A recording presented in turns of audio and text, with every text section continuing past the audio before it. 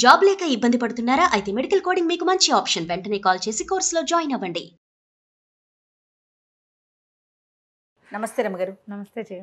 రమగారు, ఎక్కువగా wife and husband మధ్య ఇష్యూస్ని మనం చాలా చూస్తున్నామండి. చిన్న చిన్న విషయాలకి అది చాలా పెద్దదై కొన్ని రోజుల పాటు మాట్లాడుకోకుండా, ఒకరి మొహం ఒకరు చూడకుండా అయిపోతుంది. పోట్లాడుకోవటం ఇంకా ఎక్కువ మాట్లాడుకోవాలంటే అసలు నువ్వు వేరు నేను వేరు, మనం నీ బ్రతుకు నా బ్రతుకు నాది సింపుల్గా మనం ఇష్యూస్ అని మర్యాదకరంగా మాట్లాడతాం. మూడు పెళ్ళాం పోట్లాడుకు వస్తూ ఉంటారు, ఎంతసేపు పోట్లాడుకుంటారు. నువ్వంటే నువ్వు, నేనంటే నేను, తూతూ ఎంతంటే నువ్వెంత, అంతే. మా అమ్మ నాన్న చిన్నప్పటి నుంచి నన్ను ఒక మాట కూడా అనలేదంటుంది నమ్మడు. పెళ్ళామంటే ఇలా ఉంటుంది అనుకోలేదంటాడు మొగుడు. అంతే అంతే కదా. అత్యద్భుతంగా పెంచేశారంటారు. అమ్మ చేత కొట్టినా సరే ఆ మాట ఎవరు చెప్పరు కదా. అమ్మ చేత కొట్టడం అలవాటుగా ఉంటుంది. పైగా ఏంటంటే ప్యాంపర్ చేయించుకోవాలని ఉంటుంది ఆడపిల్లలకి. మగపిల్లలకి ఆడవాళ్ళు అత్యద్భుతంగా అన్నీ చేసేసి అన్నీ చేతికి అందించేసి తమ ఏదంటే అదే జీహుజూరం చేసేసి తమకి ఒక జీతం బత్తెం లేని ఒక భృత్యురాల కింద భార్య ఉంటుంది కొంతమంది అబ్బాయిలకి. అన్నీ తన మనసులో ఉన్న మాట వాళ్ళకి అర్థమైపోవాలి. తను ఏం చెప్పదలుచుకున్నాడో దానికి తెలిసిపోవాలి. అంతే. దాని ఫీలింగ్లు, దాని ఏడుపు, దాని వ్యవహారం వీడికి అక్కర్లేదు. అంతే. అమ్మాయిలకేమో తమని లాడు ప్యారు, తమను ముద్దుగా చూసుకోవటం, తమ కోరికలు తమ ఐడియాస్ని ఉండాలని అమ్మాయికి ఉంటుంది. పక్కనున్నవాడు మనిషేనని వాళ్ళకి అనిపించదు. పాపం ఈ పిల్లని తెచ్చాం దీనికి సరదా సంతోషం చూడాలని అబ్బాయికి ఉండదు. సెల్ఫిష్. అవును అవును. పైగా వాడొక అబ్బాయి, ఇదొక అమ్మాయి, ఇవే ఉంటాయి. అంతే. మనకి ప్రపంచంలో రెండే కదా జాతులు, ఆడ మొగ. అంతే. పోట్లాడుకుంటూ ఉండాలి. కానీ ప్రతి మొగతోటి మనం పోట్లాడాం. మన నాన్న, మన అన్నయ్య వీళ్ళు మనకు కావాలి. వాళ్ళు ఏం చేసినా కరెక్టే. వాళ్ళు ఎప్పుడు హీరోలే. నాన్నే మన హీరో, అన్నయ్యే మనకి హీరో వర్షిప్గా ఉంటుంటాడు. మన తమ్ముడే ముద్దు. మరిది మీద ఒళ్ళు మంటగా ఉంటుంది కానీ తమ్ముడి మీద మంటగా. తమ్ముడు ఏం చేసినా చిన్న వెధవా, వాడికి ఇంకా తెలియదు అనిపిస్తుంది. అదే వయసున్న మరిదికి మాయరోగం, ఓవర్ యాక్షన్ అనిపిస్తుంది. న్యాచురల్ కదా. అంతే. అదే మగపిల్లలకి ఏమైనా ఉంటుంది, మరదళ్ళు ఓవర్ యాక్షన్ చేస్తున్నారు లేదా బుధన్ గారు అతివేషాలు వేస్తుంది అంటారు. తమ చెల్లెళ్ళు తమకి అలవాటుగా ఉంటారు కదా. వాళ్ళ అతివేషాలు, వాళ్ళ ఓవర్ యాక్షన్లు, వాళ్ళ పిచ్చివేషాలు అన్నీ నార్మల్గా ఉంటాయి. అవి అలవాటుగా ఉండటం, అది అమాయకత్వంగా అది కూడా వస్తుంది. వాళ్ళ అమ్మ అమాయకురాలే. వాళ్ళ అమ్మ ఎవర్ గ్రీన్ అమాయకురాలు. అసలు ఏం తెలీదు, పిచ్చిమోహం. అదే అక్క పిచ్చిమోహం, చెల్లి పిచ్చిమోహం. పాప వాళ్ళని నేనే చూడాలి. అంతే. ఇలాంటి ఇవి ప్రతి చోట ఉంటాయి జయ, ప్రతి వాళ్ళకి ఉంటాయి. మనుషులం మనం ఎప్పుడు. ఇప్పుడు అమ్మ ఇందులో వాడు అది ఇది అంటున్నాను అనుకోకుండా ఒక క్యాజువల్ భాషగా చెప్తున్నాను. దీంట్లో ఎలా ఉంటుందంటే ప్రతివాడికి నేను కరెక్ట్, నేనే కరెక్ట్, నేనే ఎదుటివాడు తప్పు లేదా తప్పేమో, తప్పు వాళ్ళదేనేమో అనే అనిపిస్తుంది. ఈ అనిపించడంలో ఆడ మగ పిల్ల మేక తేడా లేదు, అందరికీ ఉంటుంది. అందరూ ఇలాగే ఉంటారు. ఎక్కడో ఉంటారు జయ అట్లా అర్థం చేసుకునేవాళ్ళు. అర్థం అవ్వకపోయినా సరే పోన్లే అని తూష్టీభావం వహిస్తారు కదా కొంతమంది. చూసి చూడకుండా ఊరుకుంటారు. మగవాళ్ళ దౌష్ట్యాన్ని సహిస్తారు ఆడవాళ్ళు. ఆడవాళ్ళ గద్దరితనాన్ని ఒప్పుకుంటారు మగవాళ్ళు. ఇవి రెండే కదా. మగవాళ్ళకి దౌష్ట్యం ఉంటుంది, ఆడవాళ్ళకి గద్దరితనం ఉంటుంది. వీరి రెండిటి వెనకాల వీళ్ళిద్దరూ మనిద్దరం భార్య భర్తలం, ఏదో పెళ్లి చేసుకున్నాం, కలిసి ఉండాలి, నా పెళ్ళాం నా మొగుడు, ఇలా ఒక భావాలు ఉంటాయి. ఓన్ ఫీల్ ఒకటి ఉంటుంది. ఇప్పుడు ఈ రోజుల్లో ఆ ఓన్ ఫీల్ పోతోంది. ఎవరికి వారే అనే ఆలోచన ఉందా? Over own feel. ఇది నాకు కావాల్సిందే, నా బొమ్మ, నేను చెప్పినట్టు వినాల్సిందేనన్న ఫీలింగ్స్. అది నాకు వద్దు మొర్రో అన్నా సరే వీడు నాకు కావాల్సిందే అంటాడు. అలా ఉండే ఆడపిల్లల్ని అమ్మాయిలు అని చీదరిచ్చినా సరే మగపిల్లలు వెంబడబడి చంపేయటాలు అవి చూస్తున్నాం కదా. నో అనే ఆప్షన్ ఇవ్వరు. అతి. అది పెళ్లి కాకముందే పెళ్ళయ్యాక ఉంటుంది, పెళ్లి కాకముందు ఉంటుంది. పెళ్ళయ్యాక ఆ ఫీలింగ్ ఉంటుంది, పెళ్ళయ్యాక కూడా ఉంటుంది. ఆడవాళ్ళు ఎవరింటికైనా వెళ్ళినప్పుడు వీళ్ళు తమతోటే ఉండాలి, తమ దగ్గరే ఉండాలి, అటు ఇటు వెళ్ళకూడదు, పుట్టిళ్లలో పనులు చేయకూడదు, ఫ్రెండ్స్కి ఇంపార్టెన్స్ ఇవ్వకూడదు, కజిన్స్కి ఇంపార్టెన్స్ ఇవ్వకూడదు, వాళ్ళు వీళ్ళు కలవకూడదు. మీరు ఎంతమంది కనెక్ట్ అవుతారో తెలుసా? అవును అని ఆన్సర్లు 100 వస్తాయి జయ. తనకే ఇంపార్టెన్స్ ఇవ్వాలి. మా నాన్న అంటే నాకు పంచప్రాణాలు లడ్డి పిచ్చి పిచ్చి మాటలు మాట్లాడకూడదు. మొగుడే పరమదైవం, ప్రత్యక్ష దైవం అనాలి. తనకి పొసెసివ్గా ఉంటారు. ఆడవాళ్ళు పొసెసివ్గానే ఉంటారు. చెల్లెల్ని బాగా చూస్తే ఓర్చుకోలేరు, అమ్మతో ప్రేమగా ఉంటే వీళ్ళకి నచ్చదు. అవును. ఎవరైనా కజిన్స్, చిన్నప్పటి నుంచి కలిసి పెరిగిన కజిన్స్ వాళ్ళతోటి వీళ్ళు చనువుగా ఉంటే భరించలేని తను. ఇది అతి. వీళ్ళు పొసెసివ్గా ఉండటం ఇదొక ఏమన్నాలంటే మానసిక జాడ్యం కింద చెప్పాలి. పొసెసివ్నెస్ ప్రేమ అనుకోవటానికి వీలు లేదు. ఇది నాది, చచ్చి సావు బతుకు అది నేనే ఉంచుకోవాలి అనే ఫీలింగ్. అది బొమ్మల మీద ఉంటుంది, మనుషుల మీద కూడా వచ్చేస్తుంది. ఇది ఒక ప్రత్యేకమైన కల్ట్. అది పొసెసివ్నెస్ ఉండేవాళ్ళు ప్రత్యేక జాతి. అలా కాకుండా ఇతను నా భర్త, ఈ విధి విధానంగా పెళ్లి చేసుకున్నాం, అమ్మ నాన్న వెతికి పెళ్లి చేశారు, లేదా నేనే వెతుకుని చేసుకున్నాను వీడిని, కష్టమో నిష్ఠూరమో వీడితో కలిసి ఉందాం, వాడు ఎలాంటి వాడో అలాగే స్వీకరిద్దాం. పోట్లాడుకోరు, తొందరపాటు వాడు లేదా ఒకటి, లేదా మూర్ఖుడు మొండివాడు రెండోది, తెలియని వాడు మూడోది, ఆటే సంపాదన పరుడు కాదు, లేకపోతే సంపాదన మీదే ఎక్కువ ఆసక్తి, అది అతని మనస్తత్వం. యథాతథంగా ఉన్న మనిషిని ఉన్నట్టుగా తీసుకోవటం అనేది ఇప్పుడు లేదు. ఒక కోర్సు సెలెక్ట్ చేసుకుని అందులో నాకు కావాల్సిన సబ్జెక్టులు సెలెక్ట్ చేసుకున్నట్టుగానే ఒక పిల్లాడిని సెలెక్ట్ చేసుకుని నాకు కావాల్సిన లక్షణాలే ఉండాలని అనుకోవటం ఒక పెద్ద తప్పు.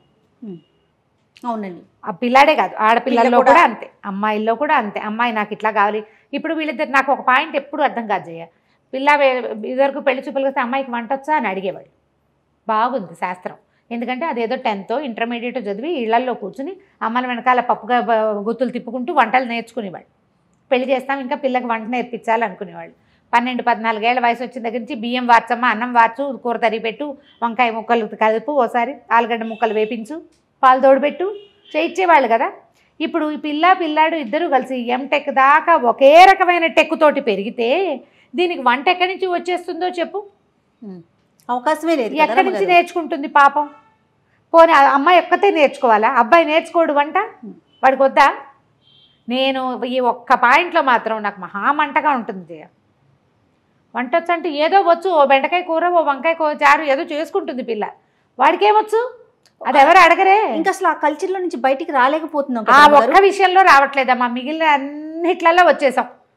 అన్నిట్లలో చింకి గుడ్డలు కట్టుకోవడం దగ్గర నుంచి దాంట్లోకి వచ్చేసాం. కానీ ఆడాళ్లే వంట చేయాలి అనే పాయింట్లో నుంచి బయటికి తల్లులు రావట్లే. ముందు ఆడపిల్లలు చదువుకోవాలి, ఉద్యోగం చేయాలి, చదివే కొడుకుతో సమానంగా సంపాదించాలి. ఇద్దరికి క్యాంపస్ సెలక్షన్ వస్తే ఆ పిల్ల ఏ టైం ప్రకారం వంట నేర్చుకుంటుందో ఒక ఆడపిల్ల చెప్పు.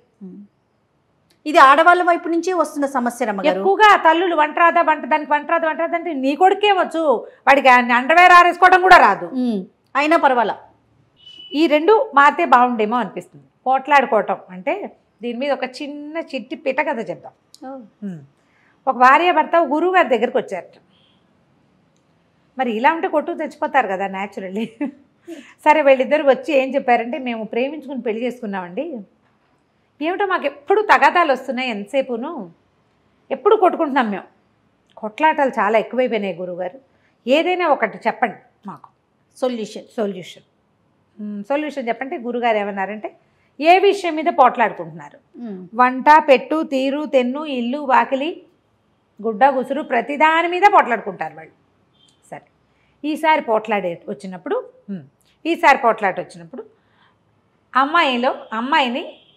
అమ్మాయిని చూసినప్పుడు మీ అమ్మని గుర్తు తెచ్చుకో అని అబ్బాయికి చెప్పాడు. అక్కడి నుంచి అమ్మాయికి ఏం చెప్పాడంటే, ఈసారి ఏదైనా పోట్లాడాల్సి వస్తే అబ్బాయి బదులు మీ నాన్న అక్కడ ఉన్నాడు అనుకో, బాగుంది అని చెప్పాడు. ఇప్పుడు ఏదైనా పోట్లాడాలంటే నాన్నతోటి పోట్లాడాలి లేదా అమ్మతోటి పోట్లాడాలి. అమ్మాయి అబ్బాయి ఇద్దరు ఇంటికి వెళ్ళిపోయారు. 1.5-2 ఏళ్ళకు పిల్లాన్ని ఎత్తుకుని ఓసారి మళ్ళీ కడుపుతో ఉన్న అమ్మాయి వచ్చారు గురువుగారి దగ్గరికి. ఏమి బాగున్నారా అని అడిగాడు ఆయన. మీ సలహా వల్ల బాగున్నామండి అని. ఎట్లా అంటే, ఇప్పుడు కూర ఏడ్చినట్టుంది అని చెప్పాలి. అమ్మని ఏనాడైనా అంటామా? ఆ మాట అనగలమా? ఏ మగపిల్లాడు వాళ్ళ అమ్మని ఏంటి అమ్మా నీకు ఒంట్లో బాగోలేదా, కూర సరిగ్గా చేయలేకపోయావు అంటాడు. అంతేగాని నీ మొహంలా ఉంది ఎవడు నేర్పాడు అంటాడు అమ్మని. నీకు ఇలాంటి కూర నేర్పినందుకు మీ అమ్మని తిట్టాలి అంటారా? నీ పెంపకం ఇలా తగలబడింది అనగలరా? మనమ్మని మనం ఏమీ అనలేనప్పుడు భార్యని ఎలా అంటాడు? అనలేకపోయాడు. ఆ అమ్మాయి ఏం పెట్టినా తినేవాడు. అదే కూర అమ్మాయి నోట్లో పెట్టుకుని తిన్నాక అయ్యో ఉప్పు ఎక్కువైపోయింది, లేదా కారం తగ్గింది, అసలు ఏమీ బాగుండలేదు, చప్పగా ఉంది, ఎలా తింటున్నాడో నాన్నకి బాగా చేసి పెట్టాలి. అందుకని అమ్మాయి చక్కగా జాగ్రత్తగా ఒళ్ళు దగ్గర పెట్టుకుని చేయటం మొదలుపెట్టి సమస్య తీరింది. ఎప్పుడూ కూడా పోట్లాటలు కొట్లాటలు సెల్ఫిష్నెస్ వల్లే వస్తాయి. నేను, నాది, నాకు నచ్చాలి, నాకు నచ్చిందే చేయాలి, నేను అనుకున్నదే చేయాలి, నేనే అనేది కనుక మానేస్తే కొట్లాటలు తగ్గిపోతాయి. నువ్వు అంటే ఎంతసేపు పొట్లాటే కదా. అంతేగా. నేననుకో, నేను చేయగలనా ఇంత మాత్రమైనా అని ఆలోచించు కదా. అవును. అదే ఆలోచిస్తే కొట్లాటలు రానే రావు. ఈ కొట్లాటలకి ఆద్యము ఇళ్లల్లో మొదలవుతుంది. పిల్లలు ఏదైనా కామెంట్ చేస్తారు, మాట్లాడినప్పుడు తల్లులు ఖండించేసేయాలి. అట్లా అనకూడదు. చిన్నప్పటి నుంచి వేరే వాళ్ళని విమర్శించకూడదు. ఆడది చేకేం చేస్తుంది, ఆడపిల్ల దాన్ని ఏం అనకూడదు, ఇలాంటి భావాలు ప్రబోధించద్దు ఈ రోజుల్లో. మనుషులం మనం, అంతే. ఆడ మగ 2 విభాగాలు ఉన్నాయి. ఒకళ్ళతో ఒకళ్ళు కలిసి ఉండాల్సిన పరిస్థితి మనది. మన జీవితం అదే. అంతే కదా. ఆడ మగ చెరిసగంగా కలిసి ఉండాలి. కొట్టుకు చూస్తుంటే ఒకే శరీరం 2 ముక్కలు అవ్వదు కదా. మనుషులు కాబట్టి విడిపోతాం. ఎందుకు విడిపోవాలి? వివాహ బంధంతో ఒకటయ్యాం. మనిద్దరం ఒకటే. కుడి కంటికి సరిగ్గా కనపడదనుకో, మనకి ఎడం కంటితో బాగా చూడడానికి ట్రై చేయమా. ఓ చెయ్యి ఎవడైతే రెండో చెయ్యికి బలం ఎక్కువ వస్తుంది కదా. ఓ కాలు ఎవడైతే రెండో కాలు మొత్తం బరువుని అదే లాగుతుంది. సంసారం ఇట్లా వెళ్తే ప్రాబ్లమ్స్ లేకుండా ఉంటాయి. కొట్టుకోకండి, తెంపుకోకండి అంటే ఏదో విపత్కర పరిస్థితులు వచ్చి భరించలేని స్థితి వస్తే మనం ఏం చెప్పలేం చేయ. వాటికి చిన్న చిన్న వాటికి ఎందుకమ్మా కొట్లాటలు? ఏదో ఒకటి మనం సర్దుకుంటే సరిపోతుంది. సర్దుకుంటే ఎంతసేపు సర్దుకోవాల్సి వస్తుంది అనిపిస్తుంది మీకు. కొన్ని పెట్టుకోండి, వీటికి మాట్లాడక్కర్లేదు అని.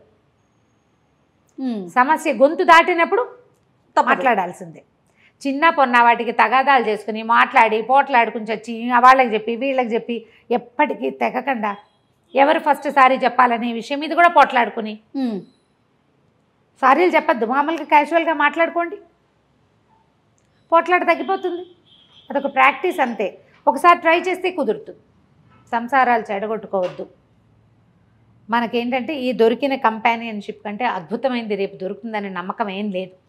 అందరూ ఇలాంటి వాళ్ళే, అన్నీ ఇవే సెల్ఫిష్ రకాలే ఉన్నాయి ఉన్నవన్నీను, ఆడైనా మొగైనా. అవును. ఎందుకంటే నేను ఒక పరీక్ష రాయాలి, నా ర్యాంక్ కోసం నేను పరిగెడతాను కదా. అదంతా సెల్ఫిష్ థింగే కదా. మనం ఫస్ట్ రావాలి, మనకు ర్యాంక్ రావాలి, మనకు ఉద్యోగం రావాలి, పోటీ. ఆ పోటీ నువ్వు జీవితంలోకి తెచ్చుకోకూడదు. చదువులో, ఉద్యోగంలో, ఆఫీస్లో, కెరీర్లో ఉన్న పోటీ జీవితంలో కూడా వచ్చి అవి అలవాటైపోయినాయి. వచ్చేసి చెరో పక్కకి లాగేసుకుంటున్నాం, చివరికి కొట్లాడుకుంటాం. కొట్లాట చివరి లక్ష్యంగా, చివరి విషయంగా ఉండాలి, నిత్య విషయంగా ఉండకూడదు. థ్యాంక్ యూ రామ్ గారు. నమస్తే. నమస్తే.